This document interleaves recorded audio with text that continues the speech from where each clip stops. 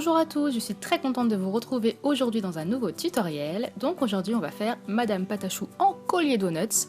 Si ce tuto vous intéresse, restez avec moi. En attendant, je vous montre les photos qui m'ont inspirée. Donc ce sont des photos que j'ai trouvées sur un compte d'un magasin de donuts sur Instagram. C'est vraiment génial. Vous pouvez aussi trouver ce genre de donuts sur Pinterest. Petit plat aussi en a fait un collier, j'ai trouvé ça vraiment sympa. Donc je m'y mets aussi, c'est parti. Pour commencer, voici la liste du matériel. Alors on commence avec de la pâte blanche translucide et ocre que l'on va mélanger de façon homogène bien sûr. Une fois que j'ai obtenu ma grosse boule de pâte, je vais former mes boudins très fins, assez fins on va dire, pour faire de petites lettres. Donc si vous voulez faire de plus grosses lettres, évidemment faites un boudin un petit peu plus gros. Donc je vais commencer à former mon P tout simplement. Voilà, j'ai coupé un petit morceau de mon boudin et je viens former ma lettre. Je prends ensuite mon scalpel et je vais venir faire le creux qu'on peut voir en fait sur tous les donuts, qui est caractéristique vraiment aux donuts. Et donc je vais faire ça sur toutes mes lettres. Ensuite, je m'aide de ma lettre P pour former ma lettre A. Donc là, je vais écrire le mot patachou. Et le mot madame, je ne vais pas l'écrire parce que c'est trop long en fait. Donc j'ai préféré ne filmer seulement qu'une partie du tutoriel. Donc pour le A, voilà, je suis venue former un pont et ensuite je suis venue ajouter la barre. Donc on n'oublie pas de bien coller l'ensemble et d'adoucir comme ceci les côtés qu'on a coupés. Donc vous pouvez très bien aussi les laisser carrés, c'est une question de goût après je pense. Donc je fais la même chose avec le dos de mon scalpel. On peut tout à fait faire ça aussi avec une aiguille, ça marche aussi très bien. D'ailleurs j'en ai fait une partie avec le scalpel et une partie avec l'aiguille. Donc bien entendu vous n'êtes pas obligé du tout d'écrire Madame Patachou, là c'était vraiment pour la vidéo. Non, vous n'êtes pas du tout obligé d'écrire Madame Patachou, vous écrivez vraiment ce que vous voulez, là c'est vraiment juste un exemple. Donc une fois qu'on a terminé la deuxième lettre, on vient la coller à la première. Donc on n'hésite pas, on appuie bien. Il faut vraiment que ça fasse vraiment comme si c'était des grosses lettres bien dodues qui se sont heurtées les unes aux autres. Plus ça fera boudin, plus ce sera joli. Donc ensuite je vais faire ma lettre T. Donc pour cela je coupe 2 bâtons. Je viens bien les coller ensemble, j'adoucis les bords et puis pareil, je vais venir coller ma lettre à ma lettre A. Et comme ceci jusqu'à ma lettre U. Donc on prend son temps, c'est assez long, surtout écrire Madame Patachou, je vous avoue que ça m'a pris un temps monstre. Mais j'y suis arrivée.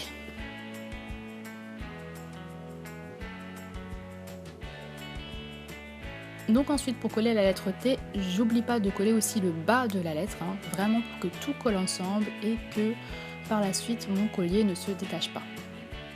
Donc j'ai refait une lettre A, je ne voulais pas filmer puisque vous l'avez vu en début. Ensuite je fais ma lettre C, donc je vérifie toujours à peu près le gabarit pour ne pas avoir de mauvaises surprises. On n'oublie pas bien sûr de faire le creux tout autour à chaque fois. Je n'ai pas filmé à chaque fois, mais il ne faut pas oublier de le faire. Sinon ça fait moins donuts malheureusement. Donc je pense que ça fera aussi joli. Ne vous inquiétez pas. Donc ensuite pour le H, toujours la même chose. Donc je m'aide toujours en fait de la lettre précédente. Donc il faut toujours les faire bien par rapport à celle d'avant parce que sinon vous allez vraiment avoir un écart. Bon après ça peut faire un style, mais... Moi, dans ma vidéo, là, j'essaie de les faire à peu près toutes à la même hauteur.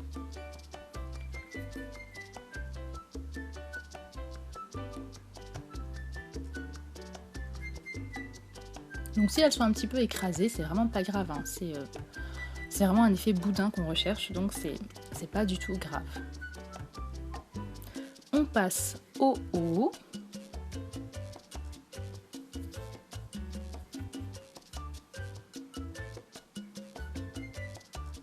Que l'on vient coller au H et puis reformer vraiment vite fait et puis à la dernière lettre le U.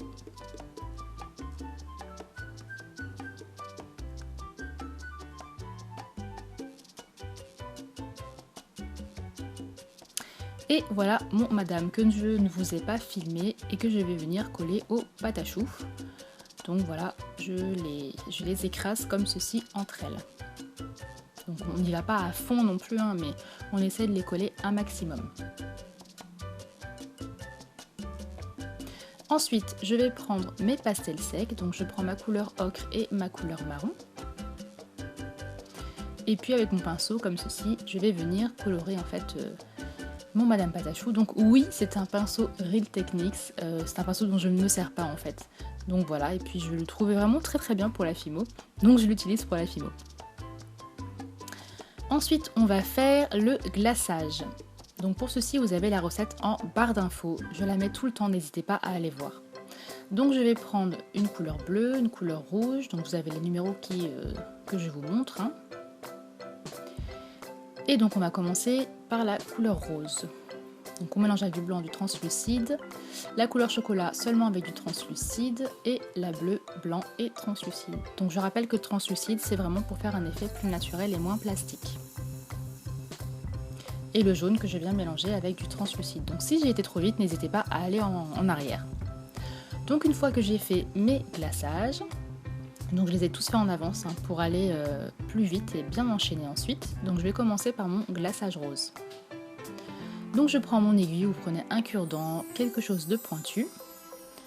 Et voilà, je vais venir le déposer sur le M de Madame.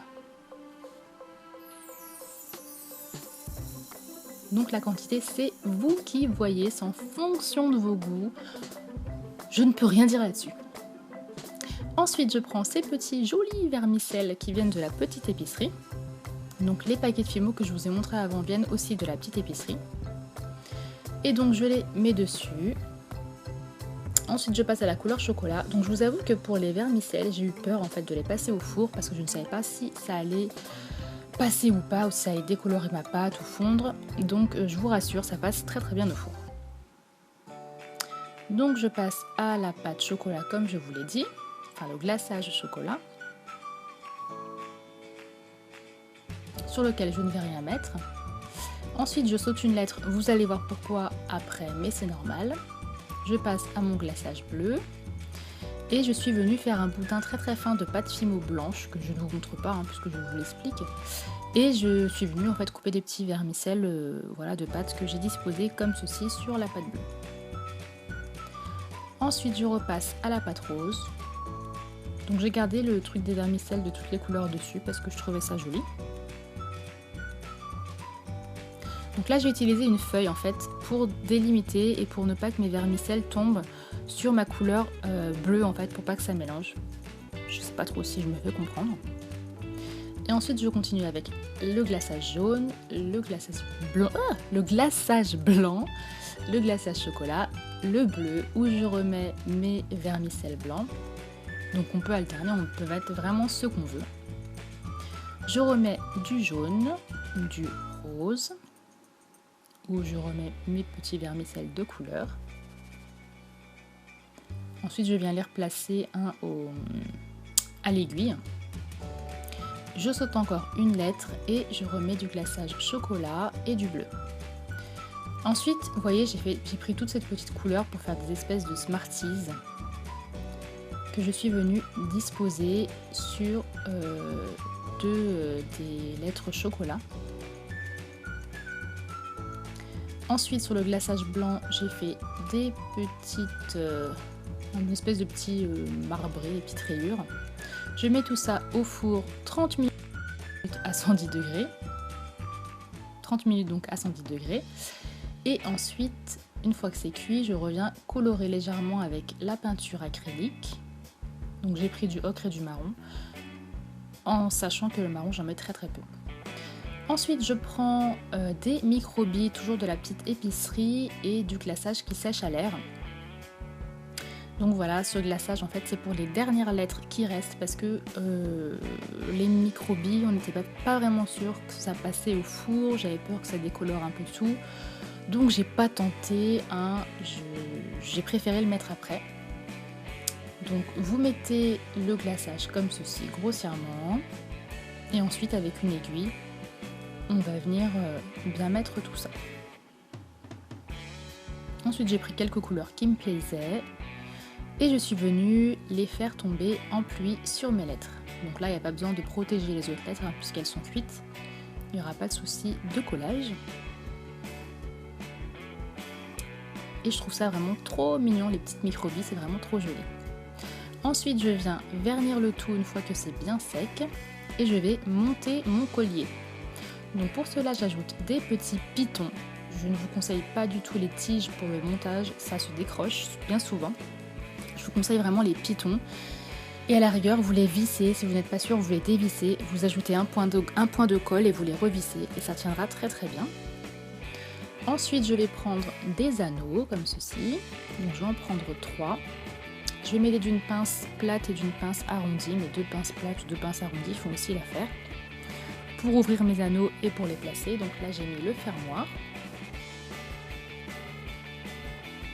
Ensuite de l'autre côté je vais couper en fait pour pouvoir accrocher ma chaîne des deux côtés de mon pendentif Madame Patachou, enfin de mon plastron plutôt, c'est pas trop un pendentif à ce niveau là. Donc pour ceci voilà, on ouvre tout simplement l'anneau, on le passe dans le bout de la chaîne, puis dans mon petit piton de Madame Patachou et on le referme avec la pince. On fait la même chose de l'autre côté et c'est terminé. J'espère vraiment que ce tutoriel vous a plu. En tout cas, moi, je me suis super amusée à le faire. Je vous dis à la prochaine pour un nouveau tutoriel. Je vous fais des gros bisous.